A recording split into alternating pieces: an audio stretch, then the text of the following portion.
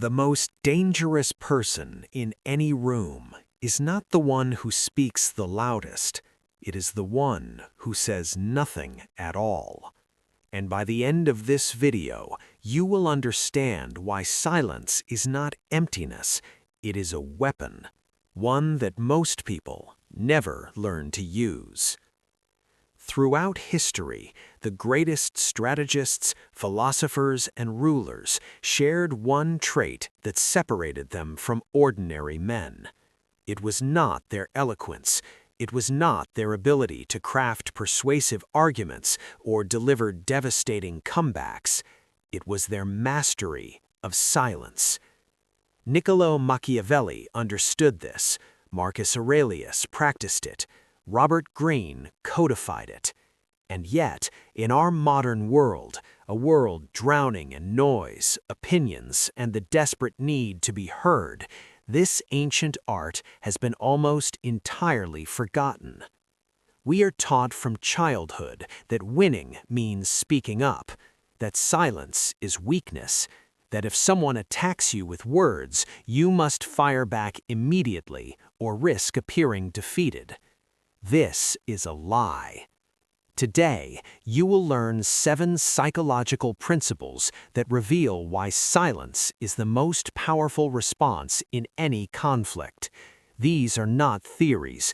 These are battle-tested strategies used by emperors, negotiators, and the most psychologically formidable individuals who have ever lived. Pay close attention, because once you understand these principles, you will never feel the need to argue again. Number 1. Silence shifts the power dynamic instantly. In the year 1513, Niccolo Machiavelli wrote something in The Prince that most people misunderstand to this day. He wrote, "The one who wishes to be obeyed must know how to command."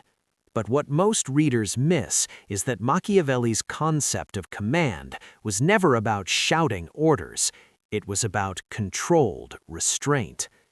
When someone attacks you verbally, whether it is a coworker, a partner, or a stranger, they are making a bid for power. They want a reaction. They need your emotional energy to fuel their dominance.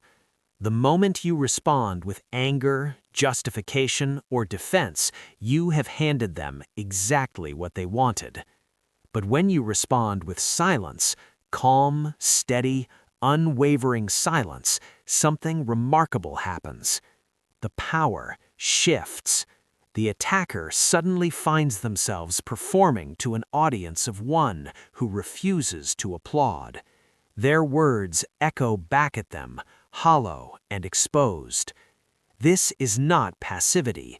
This is strategic dominance. You are not fighting the fight. You are refusing to fight on their terms. And in doing so, you have already won. Number 2. Silence forces the other person to fill the void and reveal themselves. Robert Greene, in his masterwork, The 48 Laws of Power, devotes an entire law to this concept. Law 4 states, "Always say less than necessary." The reasoning is devastatingly simple. When you speak, you reveal your position. When you are silent, the other person is compelled to fill the emptiness, and in doing so, they reveal theirs. There is a famous account from the Cuban Missile Crisis in 1962. During the most tense negotiations of the Cold War, Secretary of State Dean Rusk sat across from Soviet diplomats in absolute silence after delivering America's position. The silence lasted so long that aides in the room grew physically uncomfortable, but Rusk did not flinch. He waited. And eventually, it was the Soviet side that spoke first, and in doing so, revealed the concessions they were willing to make. This principle applies to every argument you will ever have. When someone confronts you and you simply look at them without responding, their mind begins to race. They start explaining themselves further. They over-justify. They backtrack. They fill the silence with information they never intended to share. Your silence becomes an interrogation that asks no questions. Number 3, silence disrupts the script they have prepared. Every person who starts an argument has a script in their mind. They have anticipated your objections. They have prepared counterarguments. They have rehearsed the emotional trajectory of the confrontation, your anger, your defensiveness, your eventual submission. The ancient Stoic philosopher Epictetus understood this 2,000 years ago when he said, "It is not what happens to you, but how you react to it that matters." When you choose silence, you do something profoundly disorienting to your opponent. You break the script entirely. Imagine this scenario. A colleague publicly criticizes your work in a meeting. Every head turns to you, expecting a defense. The colleague is leaning forward, ready for your counterattack. Instead, you pause. You hold eye contact for 3 seconds. You nod once, slowly, and then you look away calmly and say nothing. The room shifts. The colleague now is the one who feels exposed. Their attack, which was designed to provoke a reaction, suddenly hangs in the air like an unanswered accusation, except the accusation is now pointed back at them. Everyone in that room witnessed aggression that received no resistance, and psychologically, unprovoked aggression always looks worse than the target it was aimed at. You did not defend yourself with words. Your silence did something far more powerful. It let their own behavior speak for itself. Number 4, silence communicates a message words cannot. There is a concept in psychology known as meta-communication, the message beneath the message. When someone argues with you and you engage, the meta-communication is, your words have power over me. I must respond. But when you remain silent, the meta-communication changes entirely. It says, I have heard you. I have considered your words, and I have decided they do not warrant a response. This is devastatingly effective because it strikes at something deeper than logic. It strikes at the other person's sense of significance.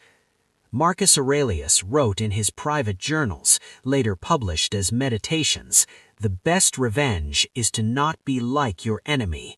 He was emperor of Rome, the most powerful man in the known world, and his strategy for dealing with hostile senators, scheming generals, and treacherous advisors was not confrontation. It was a calm, deliberate refusal to descend to their level. When you remain silent in an argument, you are not saying nothing. You are saying, I am above this.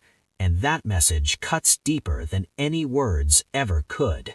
Because the one thing no one can argue against is someone who simply refuses to argue.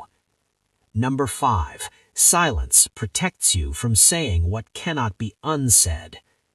Abraham Lincoln kept a practice that most people have never heard of.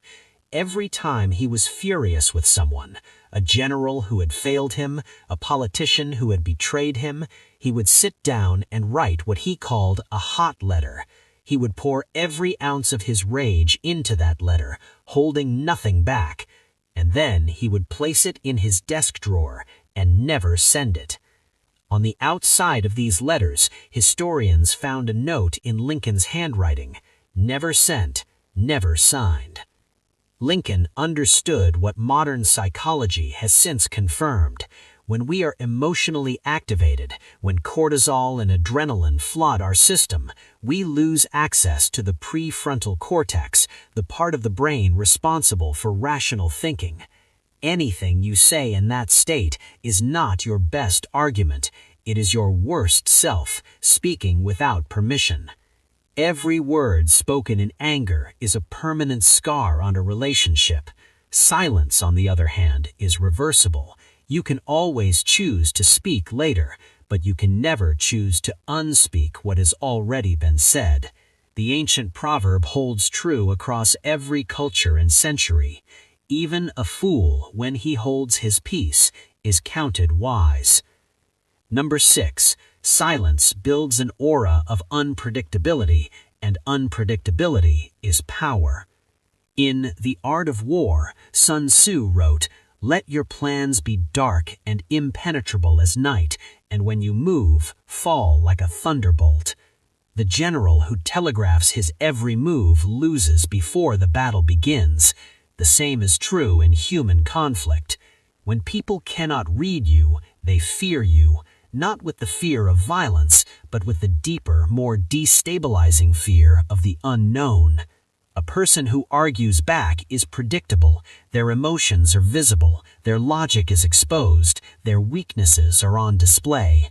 But a person who sits in silence, that person could be thinking